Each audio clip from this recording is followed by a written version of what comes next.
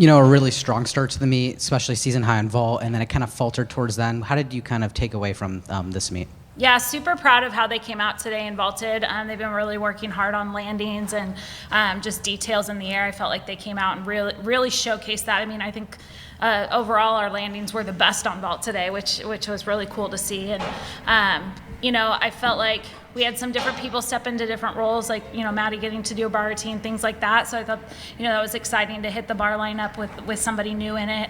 And just little details and things like that we can continue to work on. And I felt like some of the scores affected their energy a little bit over on beam. And so that's something we got to work on moving forward to make sure that our energy and the things that we can control is what stays at the forefront of our mind throughout a competition. Yeah, can you talk a little bit about what you saw from Maddie today? It seems like a routine that could definitely, get higher numbers on another day. Yeah, absolutely. I was actually really excited with how she performed today. I thought she went really aggressive. She really worked on hitting that first cast and just being present throughout the routine, and I think that was a big moment for her to build confidence and really be able to come out next time and dial in the details to really be somebody that could be consistent for us if she's needed.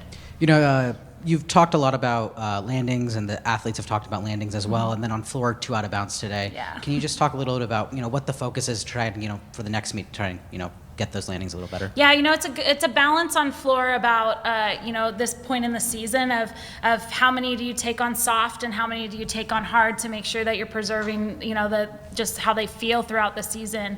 And so I think we maybe took a little bit too many soft landings this week, and we need to do a little bit different mixture going forward, because when you're taking soft landings, you're not training in the boundary of the floor. And so I think we probably need to adjust that a little bit this week to make sure that we're dialed in.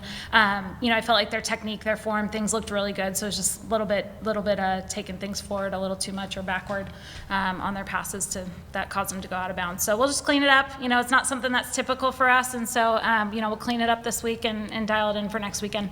And then on beam, after Selena's routine, you went and talked over to one of the officials. What are those conversations like, when you might not agree with an official's score? Yeah, I checked in with the chief judge of the competition today just to see where she was at with some of the scores, and also, to make sure that, that the judging stays consistent. That's the thing, is from one event to the next. Like, if they want to be a little bit tight with judging, that's fine, as long as they're going to be consistent.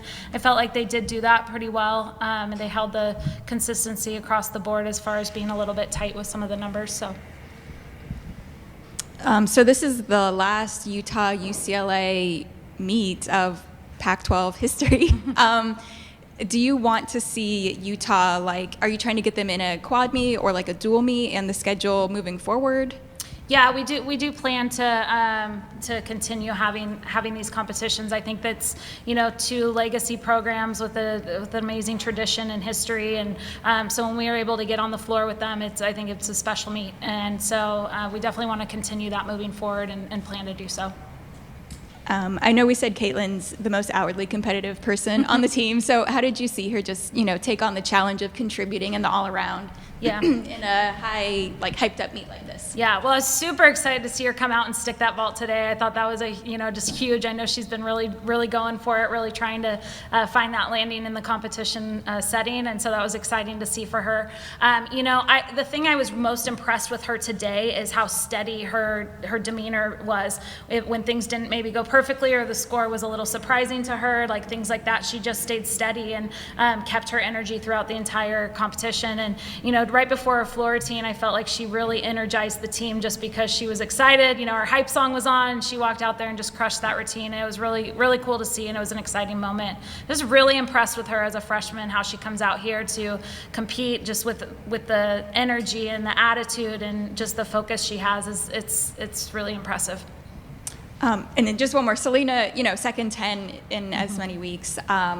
Do you hold her, and maybe this goes for other gymnasts too, but do you hold her to a higher standard increasingly as the season goes on, or is it just this is the standard, you need to meet it every single time? I think like she really holds herself to a standard, and I think that's what's special about coaching an athlete like Selena is she wants to be at her best all the time. And so, she's coming in the gym and she's like, okay, where's my half-tenth deduction, because she's seen 995s on a lot of events. And so, where's my half-tenth deduction? What do I need to do? And she's asking for that coaching. She's asking for that details to be dialed in. Was that better? Does that look good? And you'll even see her in the warm-ups at a competition come up and be like, hey, what do I need to do? She holds herself to that standard, and I think that's really what it takes to be, as locked in and successful as she's been. Nia Reed said that during the year she was away, she really didn't train very much until last summer. Yeah. I mean, what did you hope to get from her? What are you getting from her? And she said she thinks she's getting closer to being the gymnast she used to be. What do you see in that regard? Yeah, she, the first conversation I had with her, I'd asked her kind of how often have you been in the gym? And her response was, well, I haven't been in the gym much, but I have been working out, so I'm fit. And so the gymnastics will come back pretty easily. And, I knew what kind of athlete she was when she responded that way, because, you have the athlete that are, they're super athletic, and gymnastics is like just, it comes naturally to them. And then you have the ones that like, they miss a year, it's going to be really hard to get back. And so, she said, I'll get in the gym a lot this summer, and I'll feel good coming in the fall. And so when she came into the fall, we knew we needed to pace her a little bit to make sure that we could, build her strength and conditioning and just skill level back up in a way that wasn't going to, beat her up or anything. And so she came in, we were able to pace her really well. And I mean, she's an amazing athlete. Her skill level is through the roof. The energy she brings every day and the work ethic she puts into her training it's inspiring, especially after taking that time off. And she's just the ultimate teammate. I think that's the best thing I can say about her is she shows up every day for her team, whether that's contributing in her gymnastics or whether that's, a pep talk on the side or hype in the circle. Like, she just shows up for her team. And, we're so grateful that she's a Bruin now. She said after the first day of like the conditioning circuit, she was struggling. Yeah.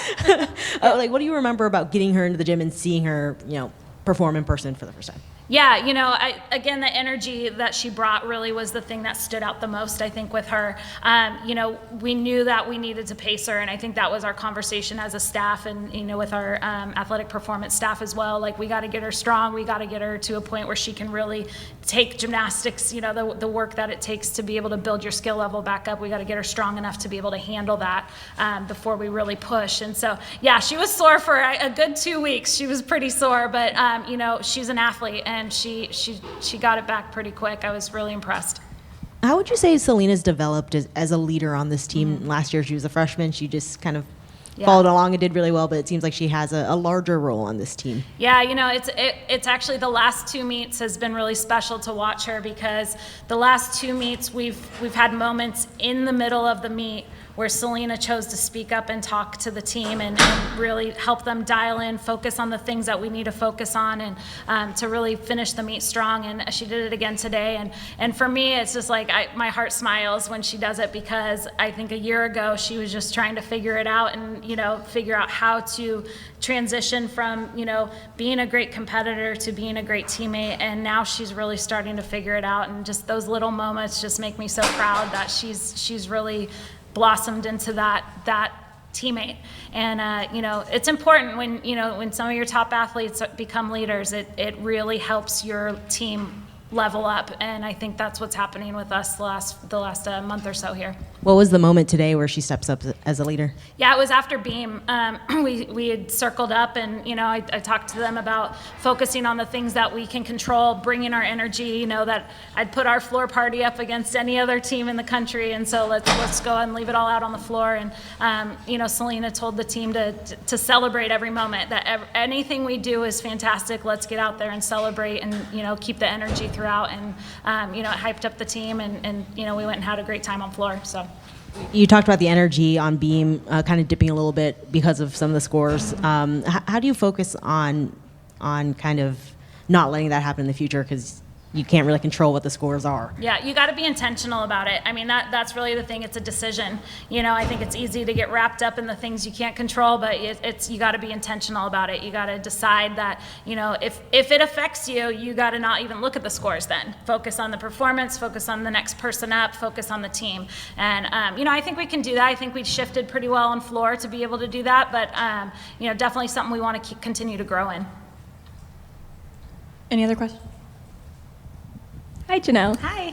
Not sure if you touched on this yet, but this is obviously the last conference dual meet with Utah, with you guys in the same conference. Was Yeah. wondering if you could speak a little more on the team's rivalries and just what kind of the loss of this going forward is, at least being in the same conference. Yeah, you know, I think the conference realignments are really bittersweet, you know, and I think, you know, there's a lot to look forward to with them, but also, you know, there's a lot of history and tradition, and especially with, you know, UCLA and Utah in gymnastics, there's just been some incredible moments, some incredible rivalries, and, you know, back and forth competitions that are really memorable and really special. And so I think it absolutely, you know, to not have that look the same moving forward is definitely, you know, it's bittersweet. And so, you know, we're excited to, you know, hopefully continue to find these moments where we can get on the same competition floor with Utah moving forward. It'll look a little bit different, but, you know, they're an incredible team, and, you know, they help us bring our best to the table too. So, you know, today was fun. We're excited to continue that moving forward.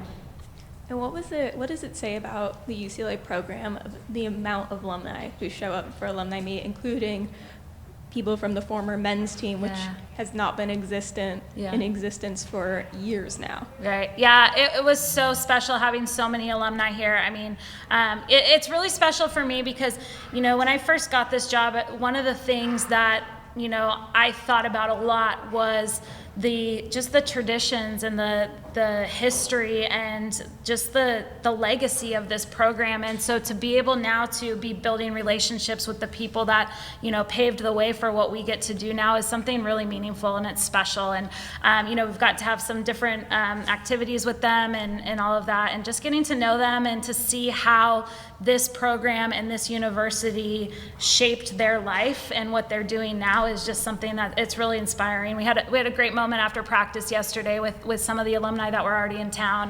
Kind of did a meet and greet with the team, and you know, I know it was really meaningful to our team too.